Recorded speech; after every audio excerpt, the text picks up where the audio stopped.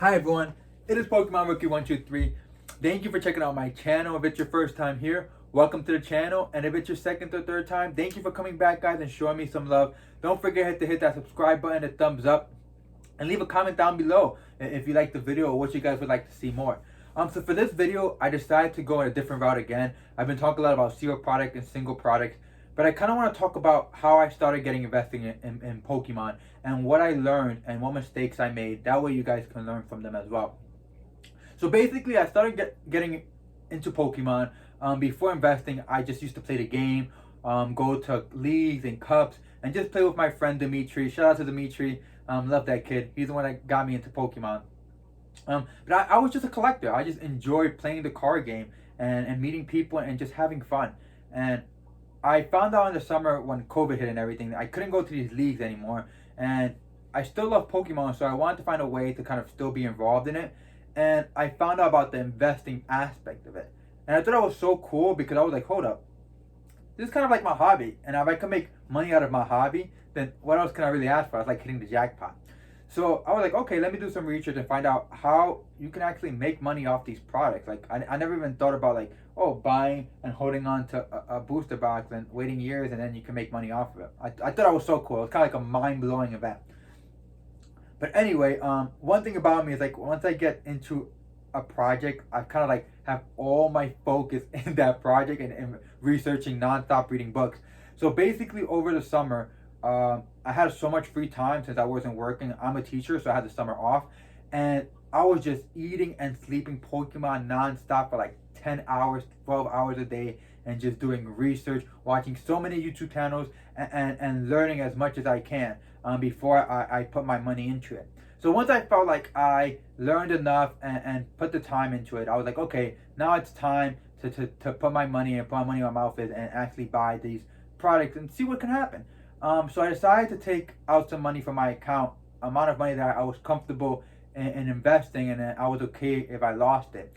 And I decided to take out $3,000 and invest in Pokemon. And I know that's a large amount of money, and and I was okay with losing it. The reason behind that is because I used to play a lot of poker in college, and I still do to now, and that's kind of like my side income as well. So I've lost and won a lot of money up and down, so I was okay with investing this amount in Pokemon because even though if I lose it, I still kind of have like the product for it, so I still have something to show for it. But anyway, back to the story. I invested $3,000 into it, and I was looking for what products to invest in. So I went to my local store where I usually go to these leagues. And let me remind you guys, this was around the time when Pokemon was starting to get really hot. So there was still product in the stores. It wasn't like the stores were all sold out. So I was still able to find a lot of product. So I went to the store, like a newbie, and this is where my first big mistakes happened, guys. So please don't laugh at me. But I went into the store and I was like, all right, I'm ready to buy some product. Let's see what they have. And I found out that they had pre-release kits, guys. And I was a big fan of pre-release kits because I used to go to a lot of these events, and I knew that having that stamp of pre-release was pretty cool, and it was very exclusive. It was kind of like a promo card. There wasn't a lot out there. So I was like, holy crap, pre-release kits, what do you have? And he tells me he has a Rebel Clash. Let's have a moment of silence right now, guys, because I know you're laughing at me right now buying Rebel Clash. But I got excited because all I thought about was pre-release kits. And remember, back then COVID hit, so there was no pre-release events. And he had a lot of these pre-release kits for Rebel Clash, and they were all sealed. The boxes, that bring like 10 or 12 kits, right? And he tells me that he's willing to sell them to me for a very good price. So I look online and they're selling for like 190, 180, and he tells me he'll sell them to me for 125. And I just like froze. I'm like, whoa, that's a crazy good deal. And he said he had 7 of them that he can sell to me. So right there, without even any hesitation, I was like, I'll take all 7 because I thought it was just a great deal and I hit the jackpot. And that was my first lesson, guys, because I got stuck with those boxes. I'm not lying to you. I think for the whole entire summer and probably like September. And I couldn't get rid of them because everyone knows Rebel Clash is not really a good set to invest in, simply because it doesn't have any of those chase cards or collectible cards. It does have playable cards that people needed for their decks, but like I said before, no one could really meet up and go to these tournaments, so no one really wanted to buy Rebel Clash.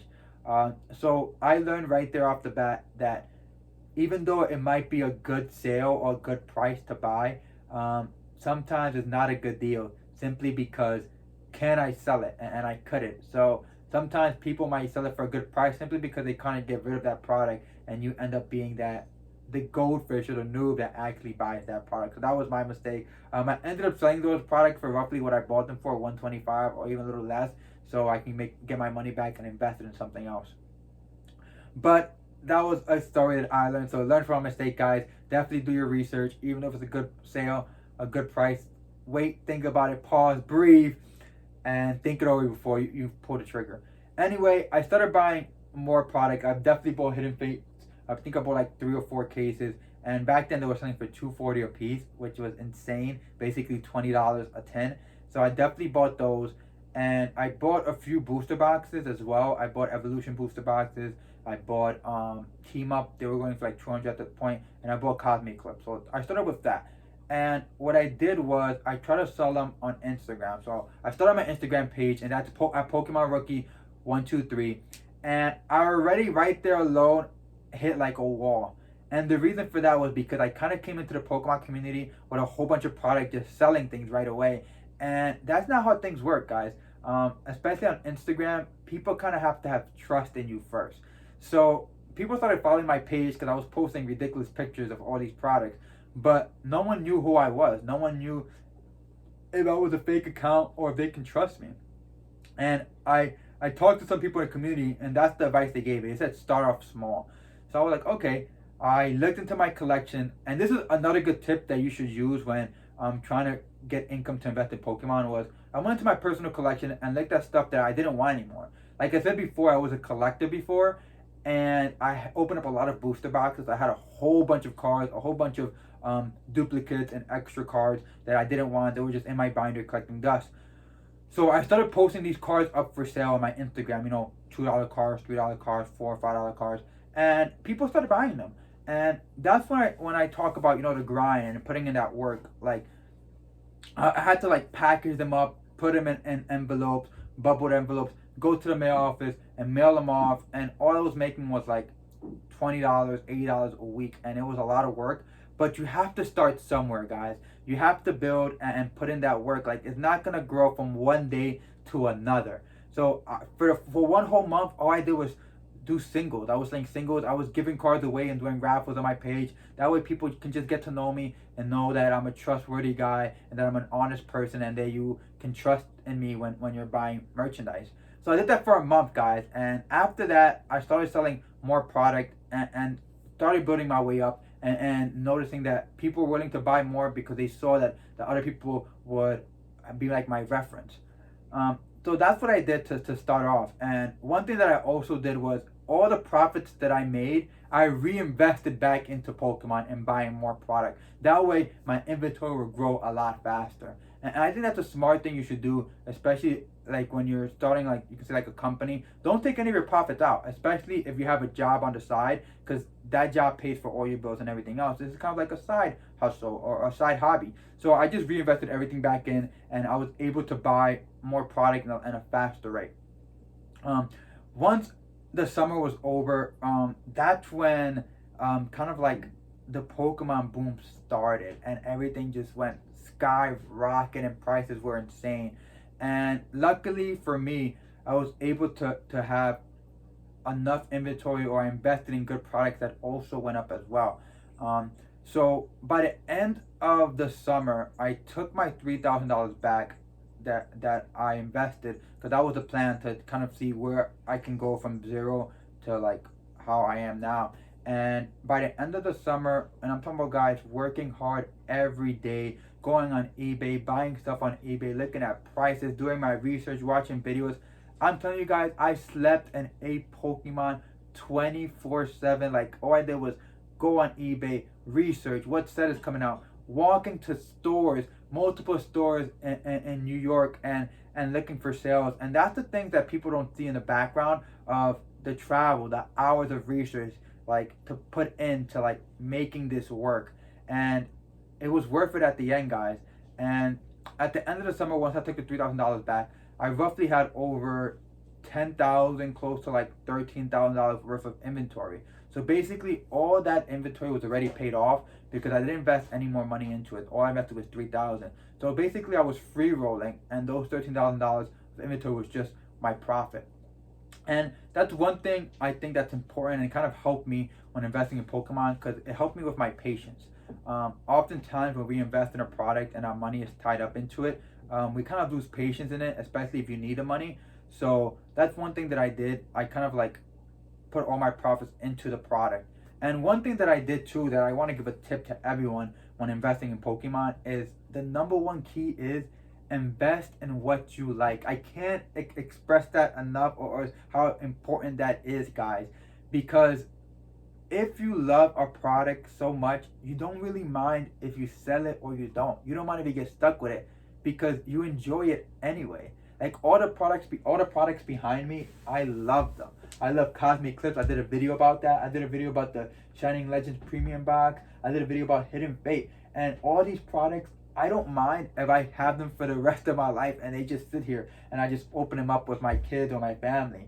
And that's one thing that helped me with my patience.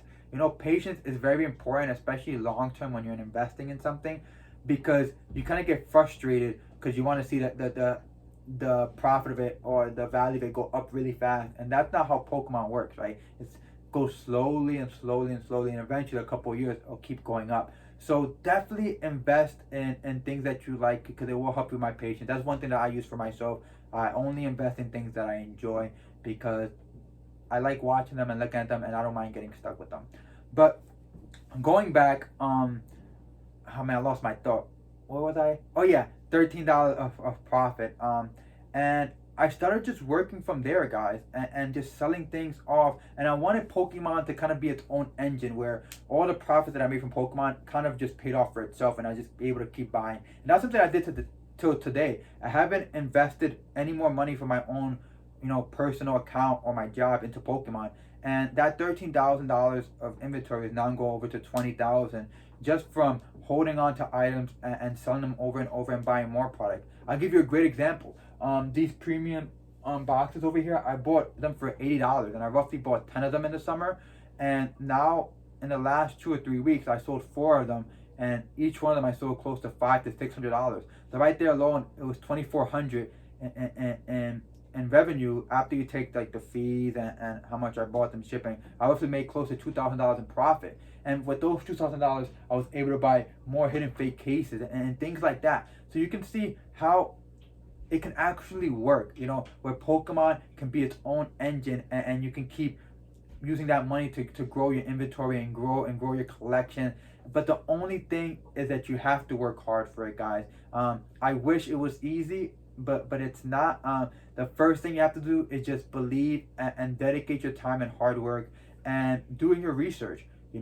If you're watching this video, you already took that first step of just looking for YouTube channels to find out what you can do and find out information so you can be ahead of the game, guys. So if you're just starting off, if your collection is not as big as me right now, guys, trust me, anyone can do it, guys. I am a normal guy, and I started from nothing, and I'm gonna keep going. And I hope you guys join me for this journey and just see my collection grow and my YouTube channel grow. And I'm gonna be here for the long road. And I hope you guys can learn from my mistakes and just learn together. So guys, if you want to do the same thing and invest in Pokemon, the first thing you have to do is just start one thing at a time. Buy one booster box, buy a pack, and just keep working up, guys. Eventually you'll get to where you want to be in your goal, but you won't get there unless you start. And have fun with it, enjoy it, and enjoy the process and enjoy the journey.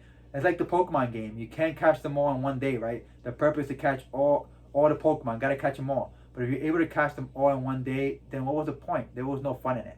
So thank you for checking out my video, and thank you for checking out my story. I'll tell you more in depth of more of my story in other videos, but I don't want to give everything in this video because not it'll be like a whole movie. But thank you once again for checking out my channel, guys, and I'll see you guys later. Peace.